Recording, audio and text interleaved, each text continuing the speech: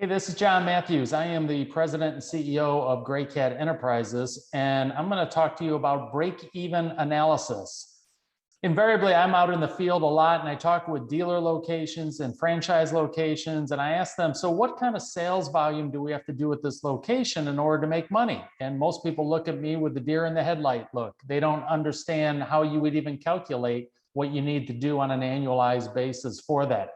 So a break-even analysis enables you to figure that out. You take a look at all your variable expenses, like your phone bill and your utility bills, your labor costs, your food cost, or whatever variable types of items. You add to that your fixed costs, maybe your rent is fixed, maybe a few other things are fixed.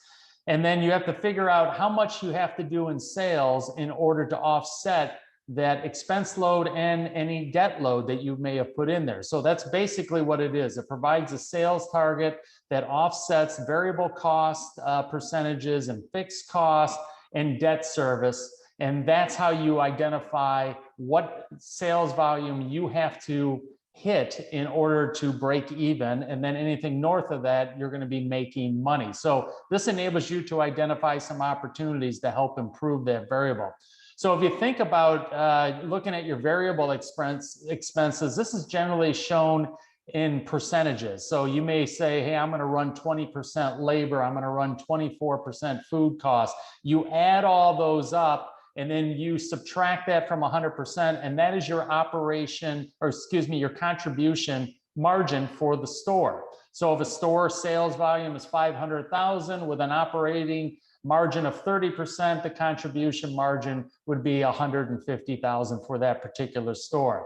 Then you determine your fixed costs, determine how much you spend on all your fixed items and include the debt service. This is where it gets interesting when I talk to a franchisee or a dealer and they have a $700 car payment in their P&L and they say it's for deliveries and it's a Mercedes or something like that, and they can't understand why they're not making money, because they're layering in a lot of things into their P&L that makes it difficult to hit a sales volume. So you want to be able to manage variable expenses through prudent operations. You may want to take a look at that car and say, you know what, that shouldn't really be a part of the P&L. If I took that out, my sales volume could drop and I could still make money. You want to reforecast quarterly. So this is something that you would take a look at your break-even analysis every quarter and just ensure that things aren't getting out of line, that the assumptions that you made going into the year are still valid if you hit certain sales volumes. So a break-even analysis, it measures the expenses in the business and it gives you a ballpark on what the sales volume that you would have to do in order to offset those expenses. So you can either increase sales or you can decrease your expenses. And if you can do both, you create that wedge that actually helps you become even more profitable. So if you need any help with your break-even analysis, one thing that I do is I take a look at it line by line and identify opportunities with regard to expense, come up with some recommendations for that, maybe try to find some other things that might be debt related, and then create a break-even analysis that tells you if you had a sales volume of 400,000 a year, that's your break even for that particular location. Anything north of that in sales is when you start making money.